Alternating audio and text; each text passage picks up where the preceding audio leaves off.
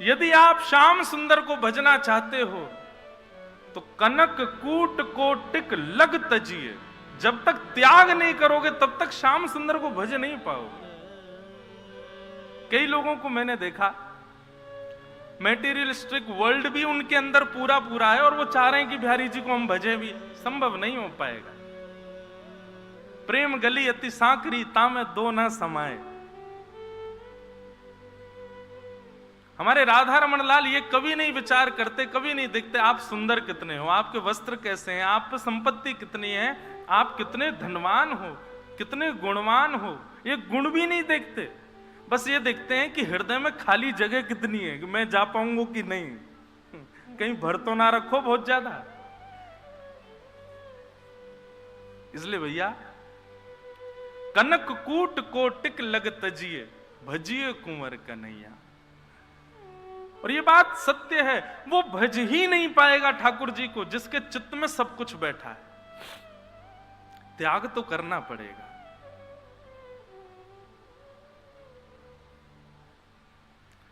आज कथा में हमारे परम प्रिय श्री गोविंद भार्गव जी विराज रहे हैं और मुझे बताने में बहुत हर्ष होता है। आज पहली बार आप कथा में बैठे हैं। हम छोटे से थे तब से आप जानते हैं हमको, हैं? आपने इतना सा देखा है महाराज जी, छोटा सा। तो जब हम छोटे से थे, पिताजी की कथाओं में जाते थे, तो जैसे बालकों को सुनने का शौक होता है ना, किसी को सुनते हैं फिर उसी को गाते हैं। हमने सबसे पहले गाना शुरू किया यदि ठाकुर जी के यश को, तो इन्हीं के भजनों को गाते थे। और आज वास्तव में इनको देख करके लगता है, अभी कुछ दिन पहले ही चर्चा कर रहे थे महाराज जी आपकी, कि ठाकुर जी का इतना यश गाया, पर अब उस यश को आप चित्त को सुनाते हैं, एकांत में रहते हैं, बहुत कम आपको दर्शन होता है। मुझे तो एक दो बारी मिले हैं, वृंदावन में ही रहते हैं, पर अपने निरंतर भाव में रहते हो। मुझसे बोले अभी मंच पे आके, मैं 7 दिन आऊंगा कथा में, खूब सुनूंगे। मैंने कहा जी बड़ी कृपा। तो आपके खूब भजन गाए हमने बचपन में। पिताजी कथाओं में जाते थे तो जब पहले प्रवचन नहीं होता था तो बस गाना ही आता था, क्या करें, ठाकुर जी के गुणगान गाते थे, आपके भजन गाते थे।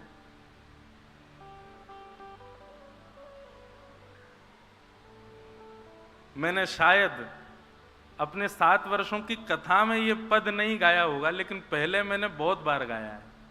आपका ही एक सुंदर भाव है, तेरे बगैर सवरिया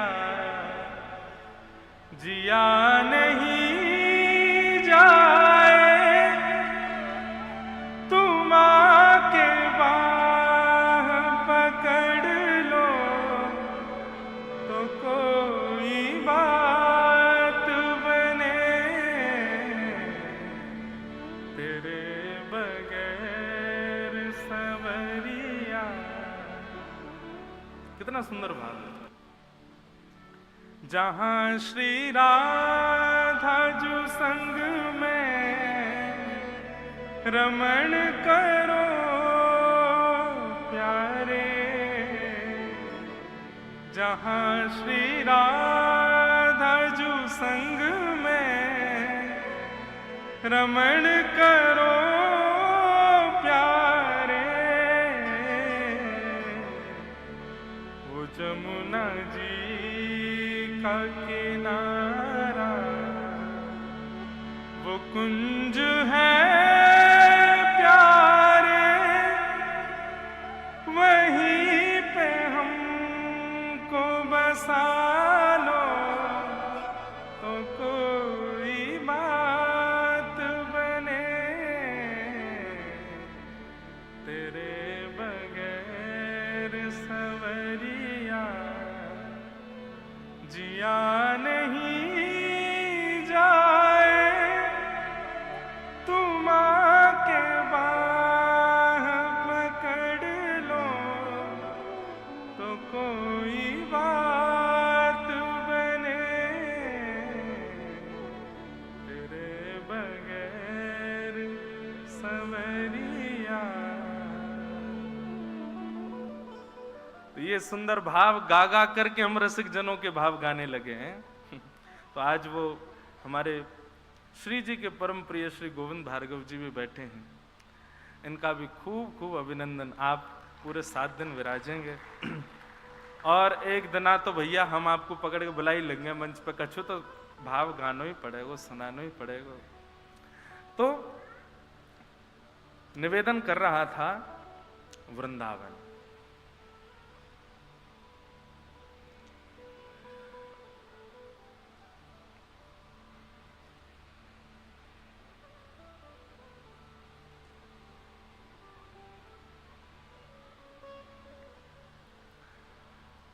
ऐसे वृंदावन में हम आप सब बैठे हैं, कथा श्रवणार्थ बैठे हैं। कुछ बातों का विशेष ध्यान रखिएगा। एक तो नित्य दोपहर के समय कथा है, जो लोग संकल्पित हो रहे हैं कि हम 7 दिन सुनेंगे, उनके लिए ये विशेष रूप से है। जो आते जाते रहेंगे वो तो कोई आपत्ति नहीं। यहां की रज को नित्य माथे से तिलक लगाइए। वृंदावन आकर के बिहारी जी, राधा रमन जी, राधा वल्लभ जी आदि आदि मंदिरों में ठाकुर जी के दर्शन करने का महत्व है, पर उससे भी बहुत ज्यादा महत्व है यहाँ के ब्रजवासियों को प्रणाम करने का। हम सत्य बता रहे हैं, आप जिस दिन इस महत्व को समझ जाएंगे उस दिन ठाकुर जी आपसे प्रसन्न हो जाएंगे। और इसके पीछे ये कोई साधारण केवल मंच से कहने वाली बात नहीं है। हम आपको इसके पीछे कारण भी बता सकते हैं कि वैष्णवों को प्रणाम करने का परिणाम क्या होता है।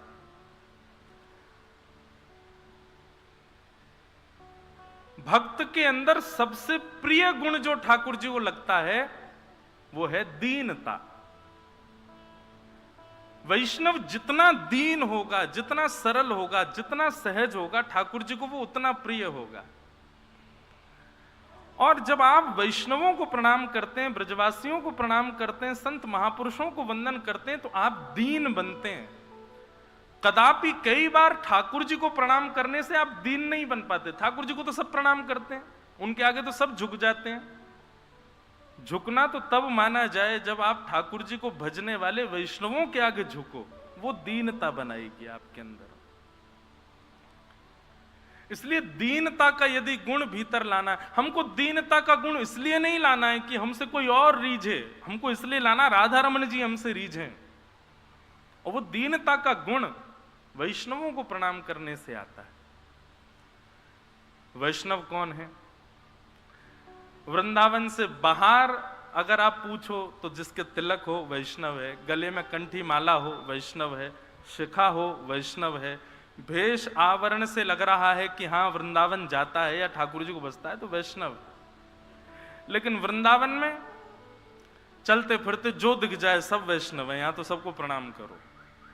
यहां पर तो अयोग्य व्यक्ति जिसमें अवगुण ही अवगुण हो वो भी वैष्णव है, उसको भी प्रणाम ही करो। कई बार हमको लोग बोलते हैं, बोले महाराज जी वृंदावन में कई लोग ऐसे घूमते रहते हैं, भांग का गोला खा करके, गाल में जो है तंबाकू दबा करके, और बड़े ऐसे अजब ढंग से घूमते हैं, गलत गलत करते हैं। हमने कहा भाई अवगुण देखो ही मत ना, कैसे भी घूम रहा है, वृंदावन के भीतर प्रणाम कर लो, उसको वंदन कर लो, वो भी वैष्णव है। उसके अंदर यही गुण मान लो कि चलो वृंदावन में तो है, इसी भाव से आप प्रणाम करो। वो गलत कर रहा है वो भोगेगा, पर आप उसको वंदन करो। वैष्णव प्रणाम ये लक्षण जीवन में लाना प्रारंभ कीजिए।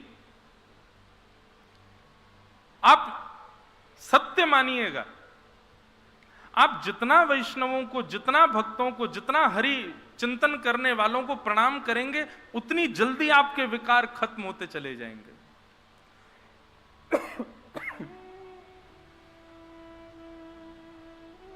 वैष्णव प्रणाम तो रज को प्रणाम, यहां के वृक्षों को प्रणाम, ब्रजवासी वैष्णवों को प्रणाम, गोपेश्वर महादेव।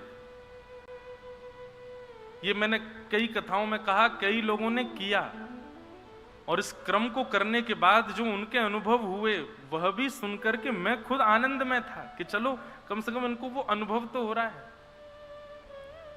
गोपेश्वर महादेव को इसलिए प्रणाम करना है, वृंदावन के क्लास टीचर वही हैं। गोपेश्वर, गोपों के ईश्वर, गोपियों के जो ईश्वर हैं वो गोपेश्वर। ठाकुर जी किसके संग रमण करते हैं वृंदावन में, किसके संग विहार करते हैं, किसके संग विचरण करते हैं? बोलो गोप, ग्वाल और गोपी। और गोप, ग्वाल और गोपी, उसका यूनिफॉर्म तो गोपेश्वर महादेव के पास ही है, तो उनके पास जाना पड़ेगा। अभी तक जो नहीं गए हैं, कल ही सुबह उठते ही जाओ, स्नान करके और गोपेश्वर महादेव को प्रणाम करो। पूरे विश्व भर के महादेव के मंदिर में आप जाएंगे तो आप वहां पर शिव स्तुति सुनाएंगे, शिव महिम्न स्तोत्र सुनाएंगे, रुद्राष्टाध्यायी सुनाएंगे, लेकिन वृंदावन के गोपेश्वर महादेव के पास जाओ और गोपी गीत सुना करके आओ। जयति तेधिकम जन्मना ब्रज, सबको याद, जाओ गोपेश्वर महादेव के पास जाओ और जाकर के वहां दर्शन करके प्रणाम करके वहीं बैठ करके गोपी गीत सुनाओ। और आप विश्वास मानिएगा, गोपेश्वर महादेव को प्रणाम करने के बाद फिर जाइए राधा रमण, फिर जाइए राधा वल्लभ, फिर जाइए बिहारी जी, एक अद्भुत आनंद होगा। क्योंकि गोपी भेष तो वही प्रदान करेंगे। मैं कहा करता हूं, फिर आप बिहारी जी को नहीं देखेंगे, बिहारी जी आपको देखेंगे। फिर आप इस योग्य हो जाओगे कि ठाकुर जी की दृष्टि आप पर पड़े। भैया, इस वृंदावन के रहस्य को समझना साधारण बात नहीं है। वेद, पुराण, उपनिषद आदि सबसे विलग है यहां का रहस्य, और यहां का रहस्य यहां को भजने वाला ही आपको बता सकता है। इसका मतलब यह नहीं है कि मैं अपने आप को घोषित कर रहा हूं कि मैं बहुत भजता हूं ना, मैं भी भजने वालों से सुनकर के आपको बता रहा हूं। हमारे श्री विट्ठल विपुल देव जी महाराज का एक सुंदर पद है, बहुत सुंदर बात कहते हैं, रहस्य सुनिएगा। और वृंदावन में तो ऐसी कथा होगी, यहाँ के रस की कथा होगी। और एक बात बताएं, यहाँ के रस की कथा बाहर के लोग वंचित होते हैं कि हमको ऐसी कथा वहां क्यों नहीं मिलती। भैया, ये वृंदावन की कथा यहीं है, सके और कहीं ना होएगी, इसलिए बड़े भाव से सुनो। सुनहु सुनहु हरि श्री वृंदावन जस। विट्ठल विपुल विहारिन देव जी, हरिदास, स्वामी श्री हरिदास जी महाराज के शिष्य परंपरा के अनुगत्य एक वृंदावन रसिक चंचरीक, वे कहते हैं, सुनहु रसिक श्री वृंदावन को जस। सुनहु रसिक श्री वृंदावन जस। वृंदावन का यश सुनो, कैसा है वृंदावन का यश? कुंज केली मानिनी मनोहर, कुंज केली मानिनी मनोहर, परबस भय नाहिन अपने बस, परबस भय नाहिन अपने बस। कितनी बड़ी बात। बहुत ध्यान से सुनो। श्री राधा रमण जी कौन है? जगत नियंता, जगदाधार, त्रिलोकीनाथ, स्वतंत्र नहीं, अत्यंत स्वतंत्र हैं वो। उनको किसी का बंधन नहीं है, पूरे विश्व की रचना वे करते हैं। पर श्री विट्ठल विपुल विहारिन देव जी कह रहे हैं, जो अत्यंत स्वतंत्र श्री राधा रमण हैं, जो अत्यंत स्वतंत्र श्री वृंदावन बिहारी लाल हैं, वे भी यहां बंधन में बैठे हैं। किसके बंधन में? तो कहते हैं, कुंज केली मानिनी मनोहर, परबस भय नाहिन अपने बस। इन कुंजों के, ऐसे यमुना के कलकल नाद के, ब्रजवासियों के, गोपियों के, ग्वालों के वश में होकर के यहां ठाकुर जी बैठे। यह है वृंदावन का यश, जहां त्रिलोकीनाथ, जहां साक्षात परब्रह्म, मुझे ऐसा कहीं देखने में नहीं मिला, लेकिन संपूर्ण श्रीमद् भागवत में किसी स्थान के लिए यदि ये उपमा दी गई है तो वो केवल वृंदावन है, जहां के लिए कहा गया कि ठाकुर जी जैसे ही वृंदावन में प्रवेश करते हैं तो सर्वकाल सुखावहम। ठाकुर जी को इतना सुख मिलता है, इतना सुख मिलता है, इतना सुख मिलता है वृंदावन में, जैसे हमको जहां बहुत सुख मिलता है ना, वहां हमको दाल भी यदि बिना नमक की मिल जाए चलेगी, भैया दे दो, हम इस स्थान पर हैं, हमको अच्छा लग रहा है। रोटी भी ठंडी मिल जाएगी, चलेगी भैया दे दो, हम यहां पे, हमको इसी बात की प्रसन्नता है। सोने के लिए बिस्तर अच्छा नहीं है, थोड़ा ऊबड़ खाबड़ बेड है, सो जाओगे, सो जाएंगे भैया, यहाँ ये स्थान पे आ गए, सो जाएंगे कैसे भी। जैसे किसी को पहाड़ बड़े बढ़िया लगते हैं, अब पहाड़ों में अच्छे होटल ना मिले, सामान्य से कमरा में, कोई बात नहीं भैया, हम यहाँ आ गए, यही बहुत है, यहाँ सो जाएंगे। जो स्थान हमको अति प्रिय होता है वहां हम व्यवस्थाएं नहीं देखते। ठीक वैसे ही वृंदावन के लिए श्रीमद् भागवत में कहा गया कि ठाकुर जी जब वृंदावन आ गए गोकुल से तो सर्वकाल सुखावहम, माने इतने प्रसन्न थे, इतने प्रसन्न थे। ठाकुर जी बोले 4 दिना तक कोई भोग भी नहीं लगावेगा तो भी खुश रह लूंगा, लेकिन वृंदावन में रहूंगा, मुझको यहां बहुत प्रिय लगे। क्यों? कुंज केली मानिनी मनोहर, परवश भय नाहिन अपने वश। इहि वन नित्य नवीन युगल वर, इहि वन नित्य नवीन युगल वर। द्रुमदल दिव्य श्रवण सलितालस, द्रुमदल दिव्य श्रवण सलितालस। विठ्ठल विपुल विनोद बिहारी को, श्री विठ्ठल विपुल विनोद बिहारी को। पान कियो चाहत रसना रस, रसना रस। पान कियो चाहत रसना रस, पान कियो चाहत।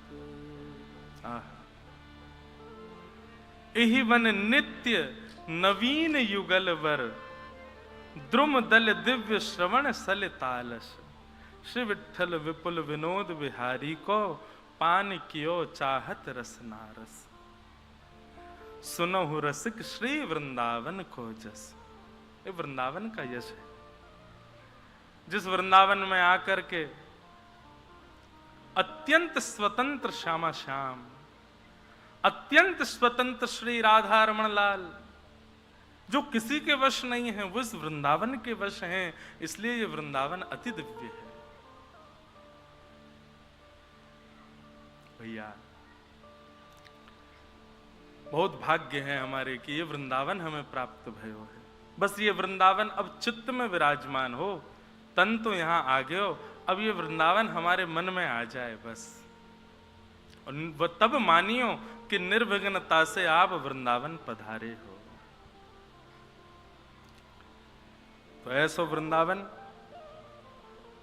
वहां को यश तो हम सुनेंगे ही, बीच बीच में ये पद प्रस्फुटित होते रहेंगे, भाव आते रहेंगे, आप सब सुनते रहना। आओ अब आज प्रथम दिवस है, कथा का महात्म, हम लोग उसमें प्रवेश करें और फिर बीच बीच में वृंदावन लीला, वृंदावन रस, वृंदावन महिमा, अमृत आदि श्रवण करते रहेंगे। श्रीमद् भागवत के महात्म में हम लोग प्रवेश करते हैं। सच्चिदानंद रूपाय विश्वोत्पत्त्यादि हेतवे तापत्रय विनाशाय श्री कृष्णाय वयं नमः। श्रीमद् भागवत जी के महात्म का यह प्रथम श्लोक है। सच्चिदानंद रूपाय विश्वोत्पत्त्यादि हेतवे। ठाकुर जी के 3 रूप बताए गए हैं।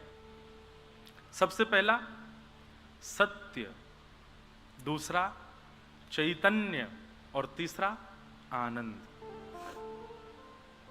सबसे पहली बात, ठाकुर जी परम सत्य हैं। और इस परम सत्य का कारण क्या है? जिसके सामने आने पर आप असत्य को छुपा ना पाओ, वो परम सत्य है।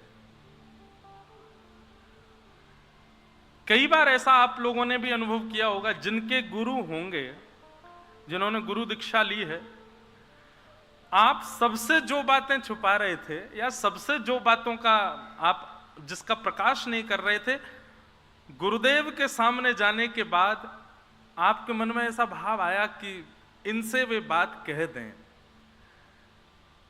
या फिर अत्यंत विश्वास जिस पर होता है उससे अपने मन की वो बात कहने का मन होता है। परंतु गुरुजन और अत्यंत विश्वास का पात्र व्यक्ति हमेशा आपको मिलेगा ऐसा नहीं है, पर ठाकुर जी तो नित्य आपके सामने हैं। ठाकुर जी जिस स्थान पर विराजमान हैं, उस स्थान का ऑरा ऐसा हो जाता है, वहां का वातावरण ऐसा हो जाता है कि आप वहां बैठ गए तो ये निश्चित है कि आप अपने चित्त के भाव कहोगे ही कहोगे ठाकुर जी से। क्यों? क्योंकि वो सत्य है।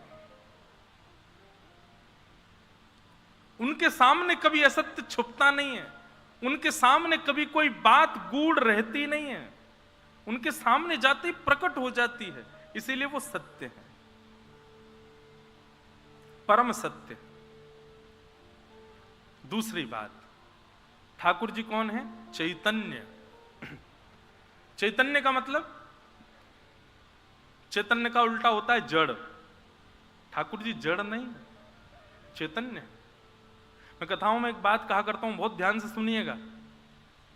हमारे घर पे लड्डू गोपाल हैं, स्पर्श करने में कैसे लगते हैं? जड़ लगते हैं। हमारे घर श्यामा श्याम है, स्पर्श करो तो ऐसा भाव आता है कि वो जड़ हैं। पर वास्तविकता ये नहीं है कि वो जड़ हैं, वास्तविकता ये है कि आपको एक चैलेंज दिया गया है कि अपनी भक्ति से, अपने भाव से तुम में सामर्थ्य हो तो हमको चैतन्य करके दिखाओ, हमारे अंदर चैतन्यता का अनुभव करके देखो। स्वामी श्री हरदास जी महाराज ने अपने चित्त के ठाकुर जी को चैतन्य बना करके हम सब के लिए प्रस्तुत कर दिया। श्री वृंदावन बिहारी लाल। श्री गोपाल भट्ट गोस्वामी जी ने अपने चित्त के ठाकुर जी को शालिग्राम से प्रकट कर दिया। श्री राधा रमण लाल, हितरवंश महाप्रभु श्री राधा वल्लभ लाल जी को लेकर के वृंदावन पधार गए, हम सबके लिए सुलभ करा दिया ठाकुर जी को। कर्माबाई के लिए ठाकुर जी जड़ से चैतन्य हो गए, सूरदास के लिए जड़ से चैतन्य हो गए, गोस्वामी तुलसीदास के लिए जड़ से चैतन्य हो गए, भक्तिमती मीराबाई के लिए जड़ से चैतन्य हो गए। अब बारी हमारी है। कोई कहे कि भक्ति का गंतव्य कहां तक है, भक्ति की डेस्टिनेशन कहां तक है, भक्ति की स्थिति कहां तक जानी चाहिए। भक्ति की स्थिति वहां तक मानो जब तुम्हारे जड़ ठाकुर जी चैतन्य हो जाए। उनका स्पर्श करने में जड़ता का अनुभव नहीं, स्पर्श करने पर रों का अनुभव हो, स्पर्श करने में चैतन्यता का अनुभव हो, स्पर्श करने में ऐसा भाव आए कि ये तो बिल्कुल जैसे हमारा शरीर है, ऐसे चैतन्यता का अनुभव उनमें होने लग जाए। ये भक्ति का स्वरूप मानो। बंधुओं, इसका अनुभव होगा, कैसे होगा? सबसे पहले चित्त में यह विश्वास प्रकट करो कि वो जड़ है ही नहीं। दूसरी बात, धीरे धीरे धीरे उन विकारों को समाप्त करना प्रारंभ करो जिन विकारों से ठाकुर जी प्रसन्न नहीं होते। साक्षात राघवेंद्र सरकार कहते हैं, मोह कपट छल छिद्र ना भाव। क्रोध इतना बड़ा विकार नहीं है, बहुत सावधानी से सुनिएगा। क्रोध इतना बड़ा विकार नहीं है, लोभ इतना बड़ा विकार नहीं है तो सही, पर इतना बड़ा नहीं है। मोह इतना बड़ा विकार नहीं है, ठाकुर जी को जो सबसे ज्यादा अप्रिय है, वो अप्रिय विकार क्या है? किसी अन्य के साथ में अनहित करना, ज्यादा चतुराई दिखाना, ज्यादा चतुर चपल बनकर के किसी के साथ में दूषितता करना, गलत व्यवहार करना, ये ज्यादा अप्रिय है। और एक बात कहें, सारे विकार धरे रहो भीतर, लेकिन एक सद्गुण ले आओ, दीनता का, जो मैं प्रारंभ में ही कह रहा था, दया का, सरलता का, जितना हो सके झुकना प्रारंभ कर दो, दीन होना प्रारंभ कर दो। आप अपने आप अनुभव करेंगे, धीरे धीरे सारे अपने आप विकार चले जाएंगे आपके भीतर से। लोटा जब तक खड़ा रहेगा ना तो मिट्टी अंदर रखी रहेगी, लोटे को जब टेढ़ा करोगे, लेटाओगे, धीरे धीरे उसके अंदर की जो मिट्टी है अपने आप खलने लग जाएगी बाहर, और एक समय आने पर वो पूर्ण रूपेण शुद्ध हो जाएगा। फिर उसके बाद किसी पवित्र नदी में उसको डुबा करके, थोड़ा जल लेकर के, मांझ करके उसको ले लो, बिल्कुल पीने योग्य, आपके उपयोग के युक्त हो जाएगा। ठीक वैसे ही मानव में अत्यंत विकार युक्त मिट्टी पड़ी है, धीरे धीरे झुकना प्रारंभ करें। विकार जब निकल जाएंगे ना, तब अपने आप ऐसे सत्संग रूपी नदियां प्राप्त होंगी, उनमें जब स्वयं को डुबो दोगे, अपने आप भीतर से शुद्ध पवित्र हो जाओगे। और फिर उसी, जिस प्रकार वो पात्र शुद्ध होने पर उसमें दूध पियो, उसमें रसमलाई डाल लो, उसमें आम रस पी लो, ठीक वैसे ही आप जब शुद्ध पवित्र हो जाओगे, आप भी एक पात्र हो। आपके इस पात्र में, आपके इस हृदय रूपी पात्र में सुंदर भक्ति का रस भर करके श्यामा श्याम ही अधरों से लगा करके पान कर लेंगे। बस इस भाव को समझना है। अवगुणों पर काम करना ये तो हमारा एक स्वभाव होना चाहिए, पर सबसे पहले एक गुण भीतर लाओ, दीनता। मैं कथा में एक बात कहा करता हूं, ठाकुर जी से कभी अनुष्ठान करके, व्रत करके, प्रार्थना करके हम लोग वरदान मांगते हैं ना। गोवर्धन की परिक्रमा करते हैं, कई लोग वृंदावन की परिक्रमा करते हैं, दंडवती करते हैं, दूध की धार देते हैं। उनसे पूछो, भैया आप परिक्रमा क्यों कर रहे हो? हमारे लाला नहीं है, एक बेटा हो जाए। किसी से पूछो, हमारा व्यापार बेकार चल रहा, थोड़ा बढ़िया हो जाए। ऐसा क्यों कर रहे हो? संतों का भोजन क्यों करवा रहे हो? बोले बस हमारा एक काम था, वो बन गया, अब उसके लिए संत भोज करा। आदि आदि ऐसी बातें सुनने को मिलती हैं। मेरे कहे से अगली गोवर्धन की परिक्रमा, वृंदावन की परिक्रमा या संत भोज आदि ये सारे पुण्य के कार्य एक भाव की प्राप्ति के लिए करना, हे ठाकुर जी हम सरल हो जाएं, हम सहज हो जाएं, हम दीन हो जाएं, हमारे अंदर दया का भाव आ जाए। कभी गिरिराज जी की परिक्रमा इस भाव से करो कि हे गोवर्धननाथ, हम भी सरल हो जाएं, हम भी सहज हो जाएं, हम भी दीन हो जाएं। विश्वास मानिएगा, गिरिराज जी इतने प्रसन्न हो जाएंगे, जो काम बिगड़े पड़े वो तो बने ही जाएंगे। ठाकुर जी कहीं प्रकट है कि हृदय से नहीं लगा लें आपको, वाह भैया तेने कहां मांगो मुझसे, सरल हो जाएं। कौन मांगता है ठाकुर जी से कि हम सरल हो जाएं, हम दीन हो जाएं, हम सहज हो जाएं? कोई नहीं मांगता।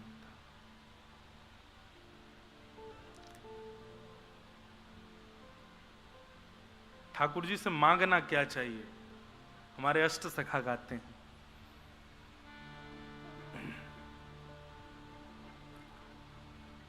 यह मांगू गोपी जन वल्लभ, मानुष जन्म और हरि सेवा, ब्रज वसिवो दीजो मोह सुलभ। सब लोग गाओ। यह मांगू गोपी जन वल्लभ, यह मांगू गोपी जन वल्लभ, यह मांगू गोपी जन वल्लभ,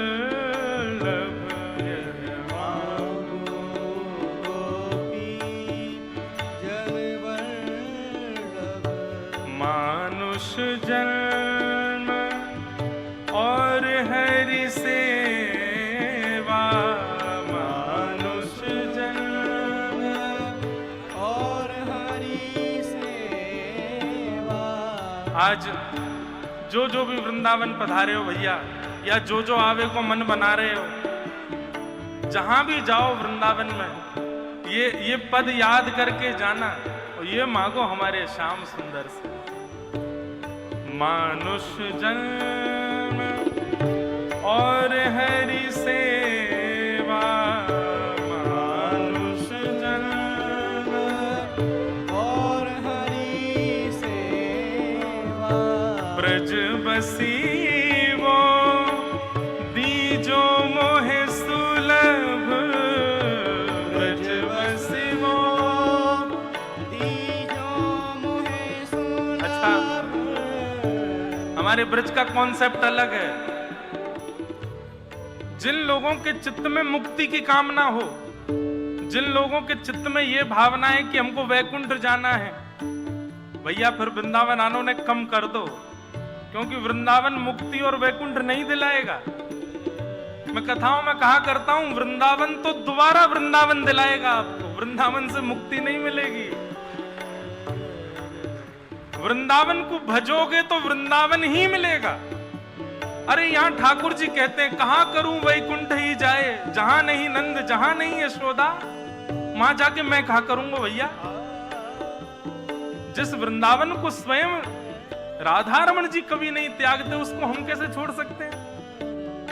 तो भैया जाके चित्त में वैकुंठ की कामना हो, जाके चित्त में मुक्ति की कामना हो, स्वर्ग अपवर्ग की कामना हो, वृंदावन आनो कम कर दो। और साल में एक आध बार ही आओ तो ठीक है, हाँ कभी जन्माष्टमी होली पे आ गए ठीक है, बार बार वृंदावन मत आओ। क्यों? क्योंकि वृंदावन आओगे तो आपका वैकुंठ का वीजा रिजेक्ट हो जाएगा, वैकुंठ नहीं मिलेगा, फिर दोबारा वृंदावन ही मिलेगा। हमारे यहाँ तो ठाकुर जी से कहें, एहो विधिना तो पे अचरा पसार मांगू, जन्म जन्म दीजो याही ब्रज बसिवो। ए विधाता, तू अगर मोते न को रीझ गयो हो, मुँह पे एक कृपा कर दीजो कि मुझको दोबारा से वृंदावन में ही बसाए दियो, मुझको दोबारा से वृंदावन ही भेज दियो। मानुष जन्म और हरि सेवा, मानुष जन्म और हरि सेवा, ब्रज बसिवो दीजो मोहे सुलभ, ब्रज बसिवो दीजो मोहे सुलभ। यह मांगू गोपी जन बल्लभ, यह मांगू गोपी जन बल्लभ। यह मांगू गोपी जन बल्लभ, यह श्री राधा रमण लाल की जय।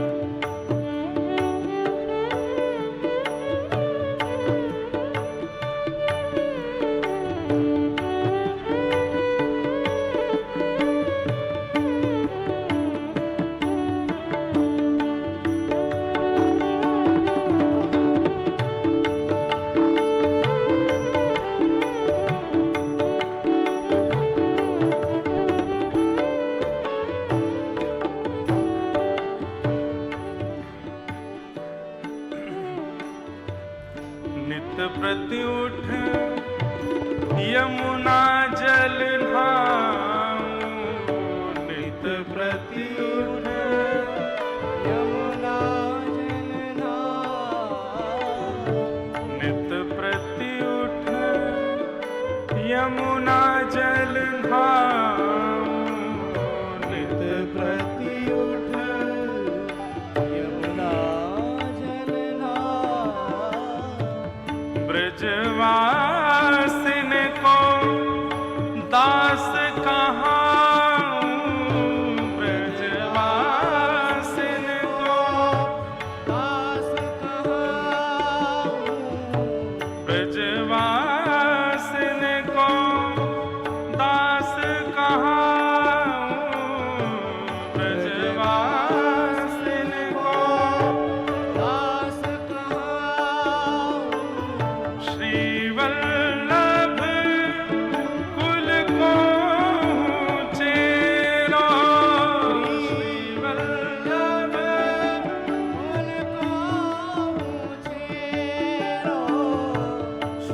वल्लभ कुल को चेरो, श्री वल्लभ कुल को चेरो, वैष्णव जन को दास कहाऊं, वैष्णव जन को दास कहाऊं, वैष्णव जन को दास कहाऊं, वैष्णव जन को दास कहाऊं, यह मांगूं गोपी जन वल्लभ, यह मांगूं गोपी जन वल्लभ, यह मांगूं गोपी जन वल्लभ, यह मांगूं गोपी जन वल्लभ। मानव जन्म मानुष जन्म और हरि सेवा, ब्रज वसिवो दी जो मोह सुलभ, यह मांगूं गोपी जन वल्लभ। कई पद बंधुओं ऐसे हैं वैसे तो रसिक जनों के रसिकाचार्यों के जितने पद गाए जाएं कथा में सब नित्य गायन में ले आओ, लेकिन बहुत सारे पद हैं, कितने गाओगे?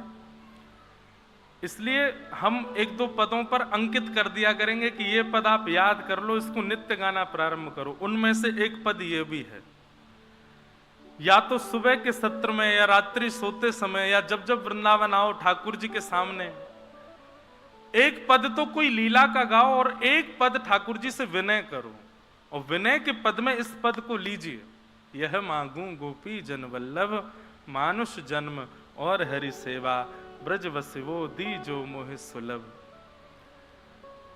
नित पत उठ यमुना जल नहाऊं, ब्रजवासिन को दास कहाऊं, वल्लभ कुल को हूं चेरो, हरिदासिन को हूं चेरो, हरिवंशीन को हूं चेरो, रामानुजन को हूं चेरो, जाकुल में है सके ठाकुर जी मुंह को दीक्षित कराए दो, वैष्णव जन को सखा कहाऊं, दास कहाऊं, यह मांगूं गोपी जन वल्लभ।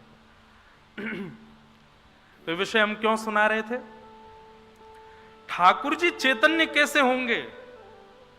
हमने जब बाजार से खरीद के लाए तब वो जड़ थे। एक तो ये कॉन्सेप्ट भी भूल जाओ कि आप खरीद के ले जाते हो ठाकुर जी को। मुझसे कोई कह दे कि महाराज जी हम कल ही ठाकुर जी खरीद के लाए हैं, वाह, ब्रह्मा नहीं खरीद सकता उनको, शंकर जी नहीं खरीद सकते, पूरा ब्रह्मांड बिक जाए तो नहीं खरीद, तुम खरीद लाए ठाकुर जी को? कई लोग कहते महाराज जी जयपुर में हम लोग बनवा रहे हैं ठाकुर जी, मार्वल के ठाकुर जी। कैसे कह सकते हो आप ये बात? कोई कहे सस्तो, कोई कहे महंगो, पर ये मोल से नहीं आते हैं, ये तो आवत प्रेम के मोल रे, मैंने लियो री गोविंदा। वास्तव में ठाकुर जी आपका चयन करते हैं, आप ठाकुर जी का चयन नहीं करते। दुकान में बैठ करके ये छोटे हैं, ये मोटे हैं, ये पतले हैं, ये गोरे हैं, ये कारे हैं, ये सुंदर हैं, ये ज्यादा सुंदर हैं, ये इस प्रकार से गोपाल जियों में जो ये भेद है, ये आप नहीं करते हैं, बल्कि ठाकुर जी विचार करते हैं। जो कंजूस है आगे संग में ना जाऊंगा, सोई आपके मन में आता है, ये वाले नहीं दूसरे दिखाओ। तब पीछे खिड़की में बैठे एक ठाकुर जी के, हाँ याकू मैं झेल लूंगा, मुझे दे दो। वो जैसे ही आता, हाँ ये बढ़िया है, इनको दे दो। आप नहीं चुनते हैं, ठाकुर जी चुनते हैं आपको। इसीलिए अनुभव करना कभी आप घर घर में, हम तो घर घर जाते हैं, ठाकुर जी देख के हमको पता चल जाता है कि ये अर्चक जो है ये कंजूस है, कि ये लोभी है, कि ये क्रोधी है, कैसा। ठाकुर जी की सेवा से ही पता चल जाती है। क्यों? ठाकुर जी उसके अनुरूप आए हैं उसके पास।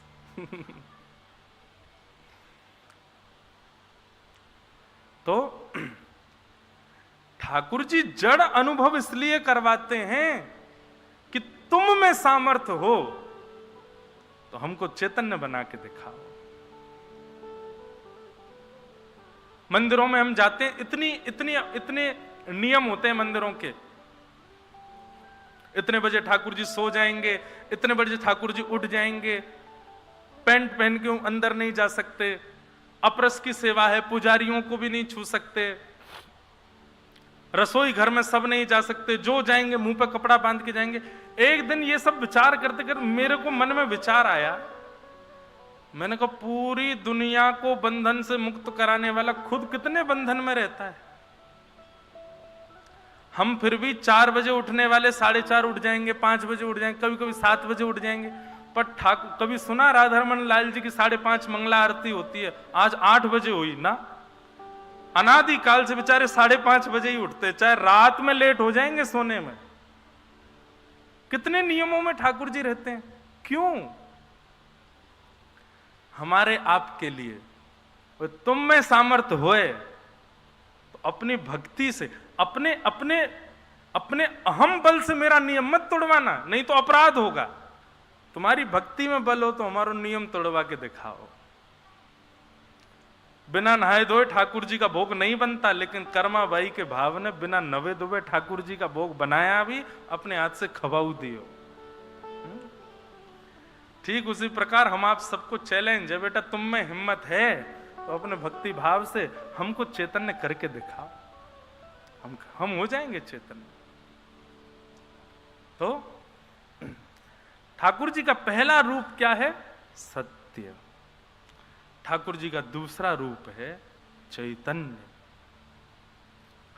और ठाकुर जी का तीसरा रूप क्या है? आनंद।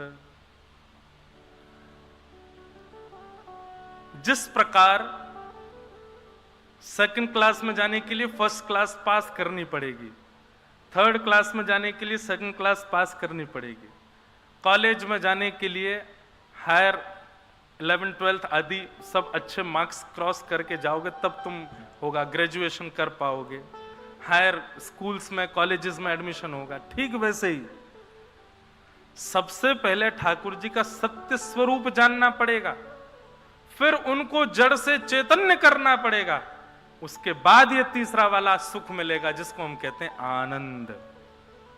ठाकुर जी आनंद देंगे, फिर सुख नहीं मिलेगा, फिर आनंद मिलेगा।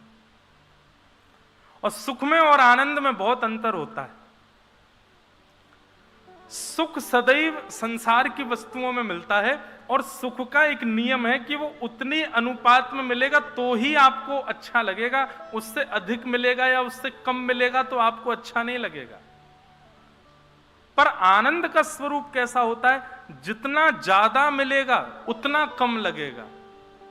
और बार बार, मतलब ऐसा समझ लो जैसे पानी पीने पर प्यास बुझती है, ये सुख है।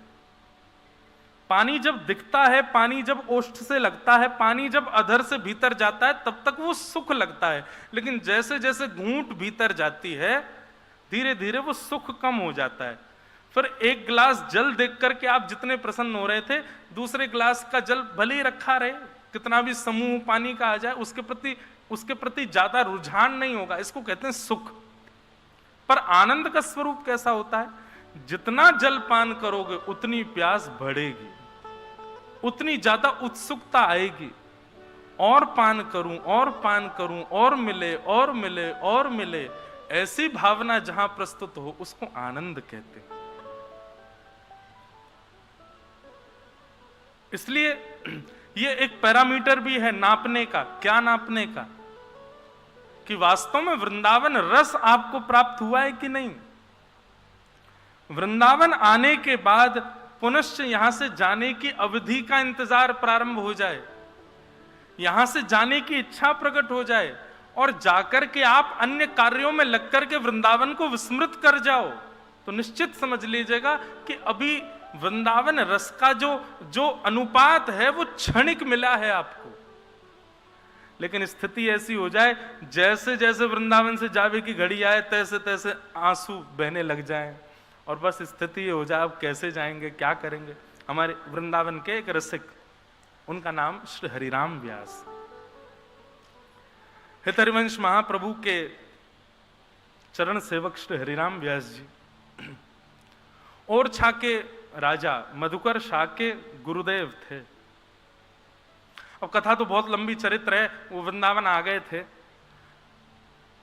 हरिराम व्यास जी सब जगह गए भारत में, विद्वान थे, अपनी विद्वत्ता से सबको परास्त करने जाते थे, पर जब वो वृंदावन आए तो यहां से कभी जा ही नहीं पाए। क्यों नहीं जा पाए, एक आध दिन कथा में हम कभी सुनाएंगे वो चरित्र भी। पर हरिराम व्यास जी वापस नहीं गए वृंदावन से, अब तो वृंदावन में ही रहने लगे, वृंदावन में ही सुख लेते, वृंदावन में ही आनंद करते।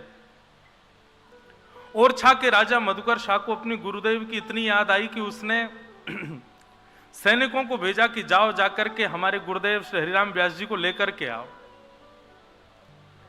सैनिक गए, हरिराम व्यास जी नहीं गए। तो मधुकर शाह ने विचार किया सैनिकों के भेजने पर नहीं आएंगे, ब्राह्मणों की बहुत मानते हैं, मैं ब्राह्मणों को भेजूंगा तो वो आ जाएंगे। सब लोग इधर देखो, सावधानी से कथा सुनो सब।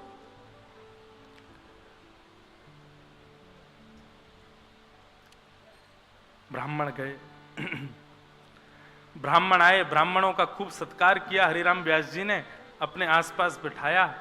ब्राह्मणों ने निवेदन किया, बोले व्यास जी चलो वृंदावन से चलो। जैसे कोई वृंदावन से जाने की बात करता ना, तो हरिराम व्यास जी ये सोचते आज मुझसे अपराध क्या हुआ जो मुझसे किसी ने वृंदावन त्यागने की बात करी है। सोचो, स्थिति विचार करो हरिराम व्यास जी की। अच्छा, अगर कई लोगों के चित्त में यह भाव आ रही हो कि भाई ये व्यास जी कहीं ना कहीं ठाकुर जी से ज्यादा वृंदावन यश की महिमा गा रहे हैं, तो आप लोगों के मन में यह भेद आना एक दुर्भाग्यपूर्ण है कि आप वृंदावन को ठाकुर जी से विलग मानते। ये बात आप निश्चित मान लीजिए कि वृंदावन साक्षात श्यामा श्याम का मिलित स्वरूप ही है, ये कोई अलग नहीं है। इसलिए वृंदावन यश मैं गा रहा हूं, क्यों? क्योंकि वृंदावन श्यामा श्याम का रस बाहर गाया जाएगा, यहां तो वृंदावन का यश ही गाया जाए। उसी से किशोरी जी को सुख मिलता है, उसी से ठाकुर जी को सुख मिलता है। ऐसा समझो, श्री जी को सुख देने के लिए जहां जहां श्री जी विचरण करती हैं वहां वहां वृंदावन नहीं है, वो वृंदावन का रूप स्वयं श्री कृष्ण ही है। किशोरी जी चरण रखेंगी तो वहां की रज भी श्री कृष्ण है। किशोरी जी से छांव के नीचे बैठेंगी वो वृक्ष भी श्री कृष्ण है। किशोरी जी जहां बैठ करके श्वास भी ले रही है वहां की पवन भी श्री कृष्ण है। ऐसा श्री जी के पक्ष में है। और जहां ठाकुर जी विचरण कर रहे हैं वहां ठाकुर जी के विचरण के लिए वहां की रज श्री जी है, वहां का वृक्ष किशोरी जी है, वहां की वायु किशोरी जी है। श्यामा श्याम इस वृंदावन में नित्य विहार करते हैं। किशोरी जी के लिए श्याम सुंदर वृंदावन है और श्याम सुंदर के लिए किशोरी जी ही वृंदावन है। श्यामा श्याम का मिलित स्वरूप है श्री वृंदावन, ये कोई अलग नहीं है। बहुत सुंदर पद है, मेरी स्मृति में मेरे पास लिखा है, कल मैं उसको ढूंढ के सुनाऊंगा कि किस प्रकार दोनों एक दूसरे की सेवा के लिए ब्रज का ही रूप धारण कर लेते हैं। तो इसलिए वृंदावन यश यदि गाया जा रहा है तो आप इसमें संकुचित मत होइएगा। तो जैसे ही कोई कहता कि व्यास जी ओरछा वापस चलो, तो हरिराम व्यास जी चिंतन नेत्र बंद करके विचार करते, आज सवेरे उठने के बाद अब तक मैंने क्या अपराध किया जो मुझे वृंदावन छोड़ने की आज्ञा मिल रही है कहीं से।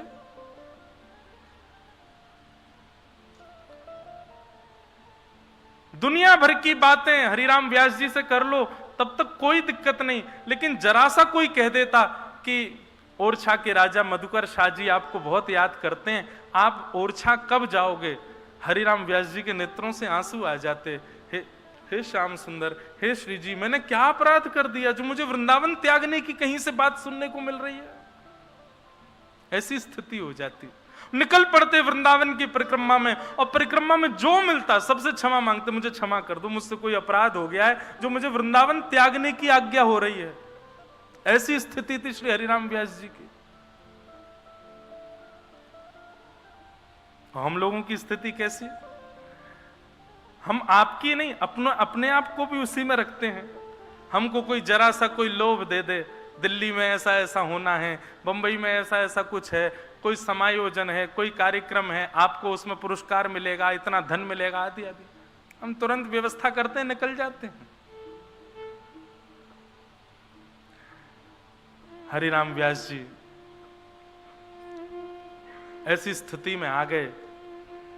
एक दिन ब्राह्मणों ने जाकर के श्री हितरवंश महाप्रभु से प्रार्थना की, व्यास जी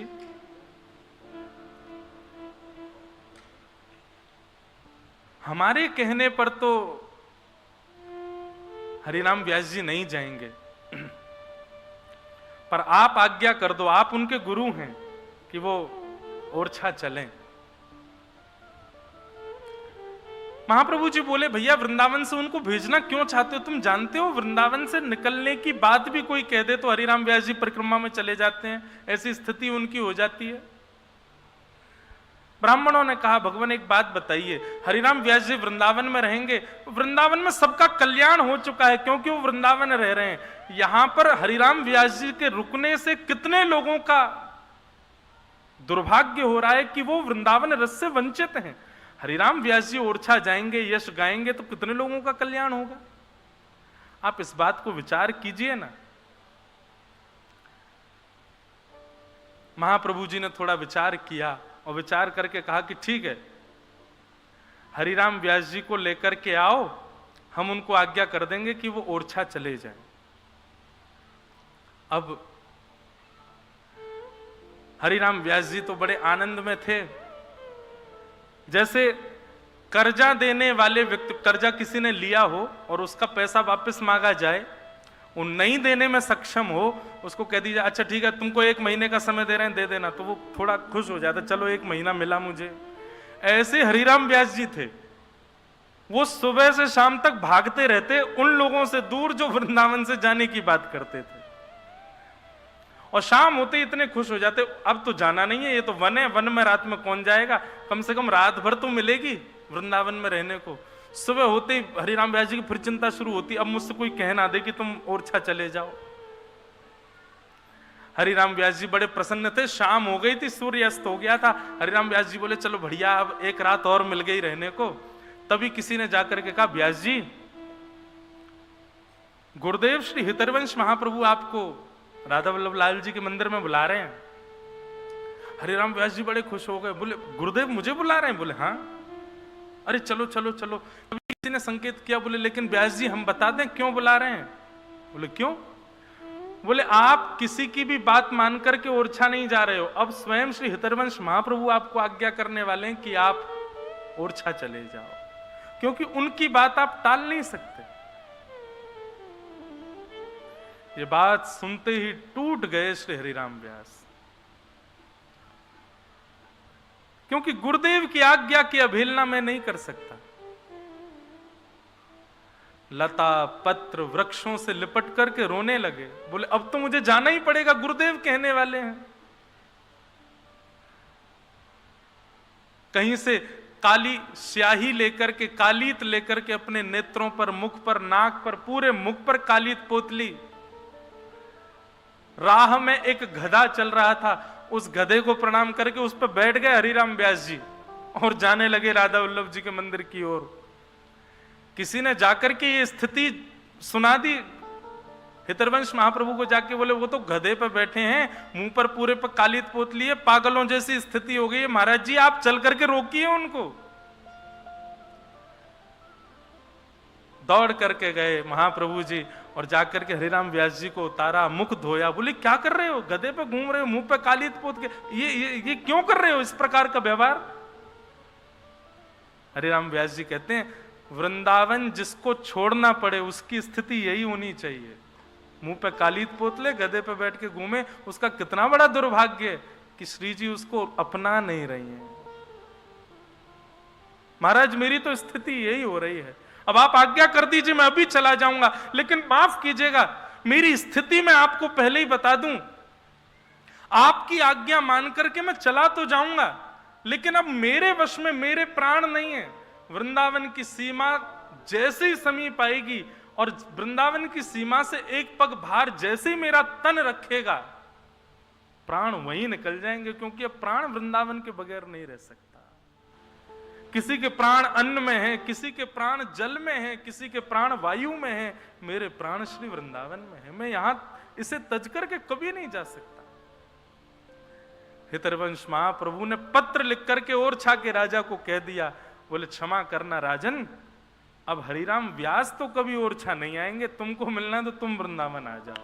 वो वृंदावन नहीं त्यागा।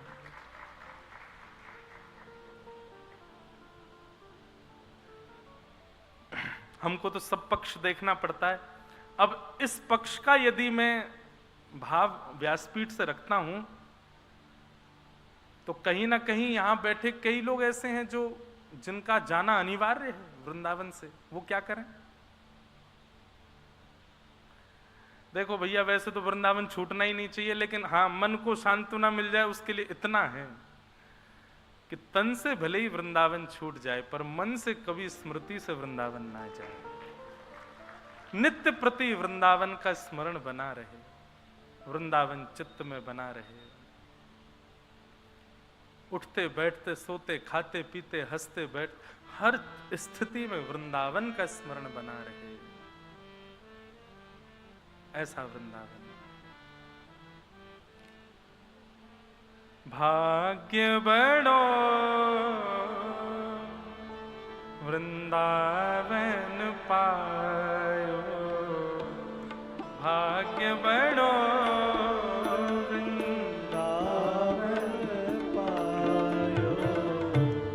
ये संभव केवल वृंदावन में होता है। इतने पद बाहर की कथा में आते ही नहीं है, कितना भी सोच लूं मैं, ये वृंदावन में ही हो सकता है भैया। इसलिए आनंद लीजिए, खूब भाव से गाओ। भाग्यशाली वे तो हैं ही जिनको तन से वृंदावन मिला है, लेकिन उनसे भी ज्यादा भाग्यशाली वो हैं जिनके मन में वृंदावन बसा है। भाग्यशाली। भाग्य बड़ो वृंदावन पायो, भाग्य बड़ो वृंदावन पायो, भाग्य बड़ो वृंदावन पायो, भाग्य बड़ो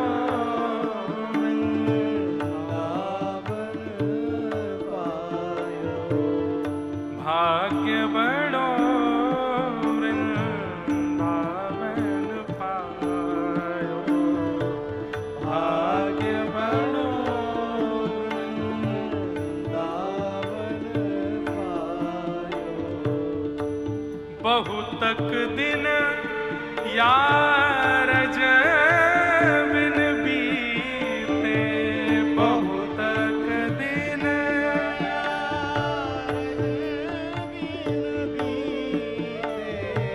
बहुतक दिन यार जबिन बीते, बहुतक सब लोग गाना। जन्म जन्म डहकायो,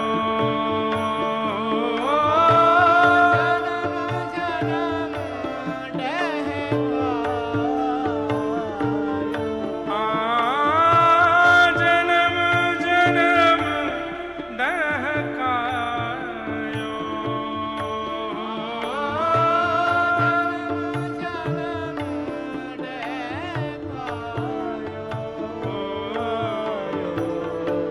भाग्य बड़ो वृंदावन पायो, भाग्य बड़ो वृंदावन पायो, भाग्य बड़ो वृंदावन पायो, भाग्य बड़ो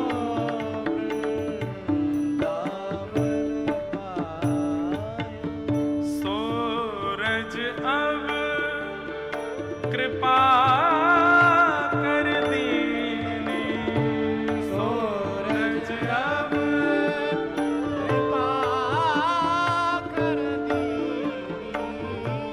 सूरज अब कृपा कर दीनी, सूरज अब कृपा कर दीनी।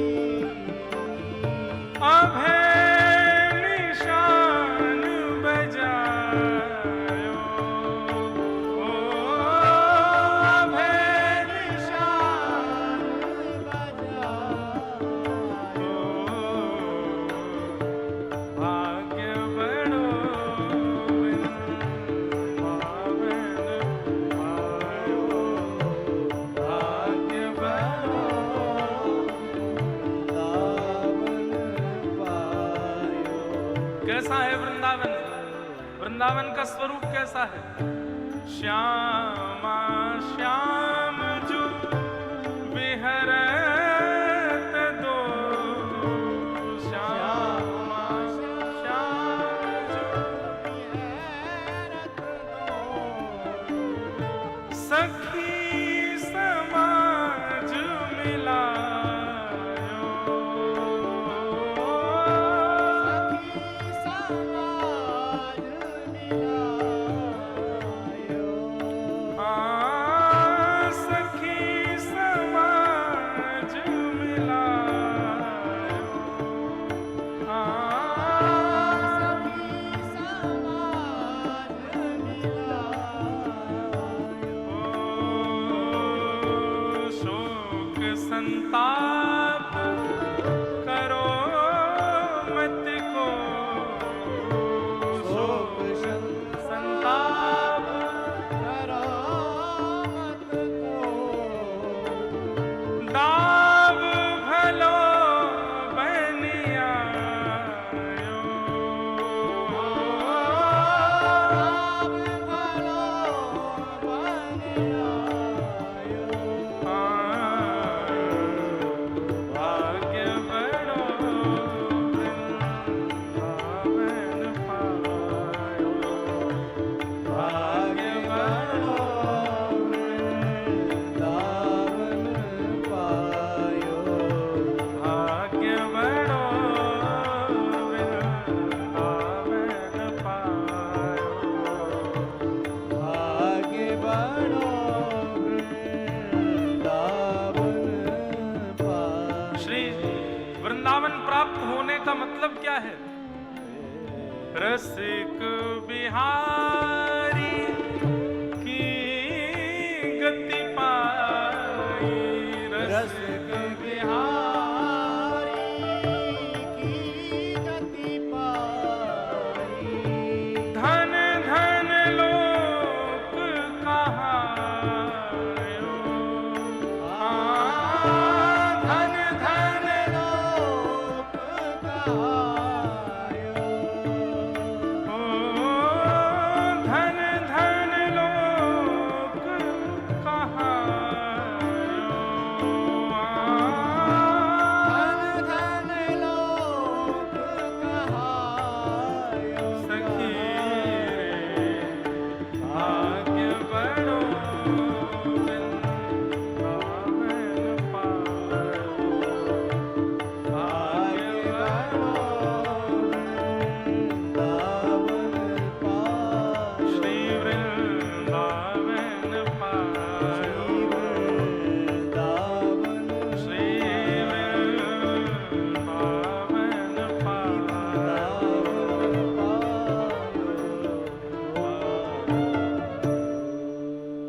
भाग्य बड़ो वृंदावन पायो। ऐसा श्री वृंदावन। भागवत में एक जगह वर्णन आता है, वृंदावन प्राप्त करने के लिए यदि कोई तपस्या का विधान हो तो वो क्या है? बोले बद्रिक आश्रम में यदि कोई व्यक्ति तपस्या करे और तपस्या करते हुए प्राणों की आहुति दे दे वहीं तप करते करते, तो बद्रीनाथ में तपस्या का फल ये होगा कि उसको वृंदावन में जन्म मिल जाएगा। और उसी का परिणाम है कि स्वयं श्रीमन नारायण शंख चक्र गदा पद्मधारी चतुर्भुज रूपधारी श्रीमन नारायण भगवान बद्रीनाथ में बैठ करके नित्य तप क्यों कर रहे हैं? ताकि हर युग में जब कृष्ण अवतार हो तो हमको वृंदावन प्राप्त हो, ब्रज प्राप्त हो। तो निश्चित है कि भैया हम ब्रजवासी ने कहीं कभी ना कभी तो बद्रीनाथ में तपस्या करी होगी, यही कि हमारे ब्रजवासी बन पाए या बार ये ब्रज मिल पाए हो हमें। तो भैया ये ब्रज बड़ा दुर्लभ है, बड़ा आनंददायी है। हम क्या करें, आज तो कथा में अद्भुत ही हो रहा है। वृंदावन के आगे हम जा ही नहीं पा रहे, कथा हमसे हो ही नहीं रही, वृंदावन ही वृंदावन निकल रहा है मुख से। और ये भूमि का प्रभाव है, ये सही बता रहे हैं। बाहर होता नहीं है, बाहर लोग कई कथा कराते हैं तो वो कहते हैं महाराज जी वृंदावन रस सुनाइए, वृंदावन के पद सुनाओ। मंच पे बैठते ही भूल जाता हूं मैं, याद ही नहीं आते मुझको। और ये बात है क्योंकि यहाँ के वातावरण में, यहाँ की वायु में, वायु थोड़ी है, बुरा मत मानियो, बाहर की जितनी वायु है वहां की वायु में साक्षात श्री हनुमान जी विराज रहे होंगे, पर वृंदावन की वायु में तो स्वयं श्यामा श्याम विराज रहे हैं, रसिक जन विराज रहे हैं, हमारे रसिक बिहारी विराज रहे हैं। वे आकर के वायु के रूप में स्पर्श करें तो वही निकलेगा जो यहां है। घड़ा में लोटा डाल करके निकालोगे तो वही निकलेगा जो भरो होगो, जल होगो तो जल निकलेगा, शरबत होगो तो शरबत, दूध होगो तो दूध, छाछ होगी तो छाछ। और वृंदावन में यदि आप हमारे मुख रूपी टोटी खोलोगे तो यहां तो यही निकलेगा जो है। चलो फिर से कथा में चले हैं। सच्चिदानंद रूपाय विश्वोत्पत्त्यादि हेतवे तापत्रय विनाशाय श्री कृष्णाय वयं नमः। भगवान के 3 रूप हैं, सच्चिदानंद रूपाय। वृंदावन के भी 3 रूप हैं। वृंदावन भी सत्य है। सत्य क्यों है? क्योंकि कभी वृंदावन का प्रलय नहीं होता। बंधुओं, पृथ्वी से लेकर के कहां तक कहें, रसातल से लेकर के और ब्रह्मलोक तक सबका प्रलय होता है। अच्छा, प्रलय होता किसका? प्रलय उसका होता है जो ब्रह्मा ने बनाया है, जो ब्रह्मा के द्वारा निर्मित है। तो पाताल से लेकर के, रसातल से लेकर के और ब्रह्मलोक तक सब ब्रह्मा ने बनाया है। लेकिन वृंदावन ब्रह्मा की कृति नहीं है। श्रीधाम वृंदावन को तो स्वयं श्री जी ने बनाया है। श्री राधा करा वरिचित पल्लव बल्लरी के, स्वयं श्री किशोरी जी ने अपने हाथों से निर्माण किया है श्रीधाम वृंदावन का। यहां ब्रह्मा की गति नहीं चलती है, ब्रह्मा की स्थिति नहीं चलती है। इसलिए वृंदावन सत्य है, वृंदावन चैतन्य है। चैतन्य क्यों है? ना जा पाओ राधा रमण, ना जा पाओ राधा वल्लभ, ना जा पाओ वृंदावन बिहारी लाल। अरे हम ब्रजवासी हैं, इतनी भीड़ आती है मंदिरों में कि हम ब्रजवासी स्वयं नहीं जा पाते मंदिरों में। तो इसको मतलब कहा है, हम लोग दर्शनार्थी नहीं है, हम लोग भावुक नहीं है, हम लोगों को इच्छा नहीं होती दर्शन की। नहीं, वृंदावन में बैठे रहो, कछु मत करो, यहाँ की हवा लेती रहो, वही में ही सब आनंद है, वही में ही सब सुख है। क्योंकि साक्षात चैतन्य है, ये साक्षात चैतन्य स्वरूप है। अच्छा, एक बात और कहूं, वृंदावन में राधा रमण जी केवल आपको गोपीनाथ बाजार में ही दिख रहे हैं, बिहारी जी केवल किशोरपुरा में ही दिख रहे हैं, राधा वल्लभ जी केवल सघन कुंज यमुना तट पर ही दिख रहे हैं। तो ये आपका बहुत बड़ा दुर्भाग्य है। राधा रमण जी काउदना कोई गली में ही दिख जाए, ऐसी गली में जहां राधा रमण जी को मंदिर ही नहीं, वहां राधा रमण जी दिख जाए। और कई बार होता है, कई वैष्णव लोग ऐसा बताते हैं, आते हैं दर्शन करके, बोले महाराज जी हम एक गली में गए थे, वहां गली में गए, वहां पे एक मंदिर था, वहां मंदिर में दर्शन किए, वो तो कोई और ठाकुर जी थे ही नहीं, वो तो राधा रमण जी थे। हमने कि वो होंगे तो कोई और ही ठाकुर, पर तुम्हारी दृष्टि में ठाकुर जी बैठ गए, अब जहां देख रहे हो वहीं राधा रमण जी दिख रहे हैं। तो मतलब केवल वही मंदिरों में ही आपको ठाकुर जी दिख रहे हैं, तो ये आपका दुर्भाग्य है। आप तो जहां देखो वहीं राधा रमण, जहां देखो वहीं बिहारी जी, जहां देखो वहीं राधा वल्लभ जी प्रकट हो, ये भाग्य है। तो सत्य है वृंदावन, चैतन्य है वृंदावन, और आनंद है वृंदावन। आनंदाम बुद्धिवर्धनम प्रतिपदम। इतनी भीड़ बढ़ गई वृंदावन में, लेकिन आनंद फिर भी कम नहीं हो रहा। जब एकांत वृंदावन होता था, इतनी भीड़ नहीं थी, 4-5 रसिक जन ही घूमते रहते थे, उस समय का वृंदावन भी खूब सुख देता था। आज इतनी भीड़ बढ़ गई है, लेकिन आज भी सुख देता, आज भी आनंद देता है वृंदावन। यहां का आनंद कभी कम नहीं होता। तो सच्चिदानंद वृंदावन भी है। आनंदाम बुद्धिवर्धनम प्रतिपदम। तो सच्चिदानंद रूपाय, भगवान के 3 रूप हैं। विश्वोत्पत्त्यादि हेतवे, विश्व की उत्पत्ति करना, पालन करना और संहार करना, ये भगवान के 3 काम हैं। तापत्रय विनाशाय, 3 प्रकार के तापों का जो उपशमन कर देते हैं, आदि दैविक, आदि भौतिक और आध्यात्मिक। श्री कृष्णाय वयं नमः। ऐसे श्री कृष्ण को हम बारंबार प्रणाम करते हैं। एक विषय बंधुआ आपके बीच कहना है, तापत्रय विनाशाय। 3 प्रकार के ताप होते हैं। ताप का मतलब होता है कष्ट। 3 ही प्रकार होते हैं कष्ट के। उन 3 प्रकारों में सेक्शंस बहुत सारे होते हैं, पर 3 ही प्रकार के कष्ट हम मानवों के जीवन में आते हैं, आदि दैविक, आदि भौतिक और आध्यात्मिक। या तो आप स्वास्थ्य से पीड़ित हो, अपने आप से ही दुखी हो, अपने स्वास्थ्य से, अपने व्यवहार से, अपनी बुद्धि से, अपनी मानसिकता से, या फिर किसी अन्य के द्वारा आपको कष्ट दिया जाता है, और तीसरा कष्ट का कारण होता है दैविक दुख, जो देवताओं के द्वारा आपको दिया गया है। ये 3 ही दुख के कारण होते हैं, चौथा कोई कारण नहीं होता। पर कृष्णाश्रित लोगों के, वृंदावन आश्रित लोगों के, श्रीजी आश्रित लोगों के जीवन में कष्ट कम हो जाते हैं, ऐसा नहीं है। कई लोग आध्यात्मिक पथ, भक्ति पथ इसलिए स्वीकार करना चाहते हैं कि इस पथ पर चलने से हमारे दुख दारिद्र कम हो जाएंगे। एक बात कहूं, स्पष्ट कहूं, कोई लाग लपेट ना करके कहूं, कम नहीं होते। जो इस भाव से आए हैं आध्यात्मिक पथ पर कि हमारे कष्ट कम हो, उनके कष्ट कम नहीं होते, कुछ दिन के लिए टल जाते, बाद में आएंगे, भोगना तो पड़ेगा।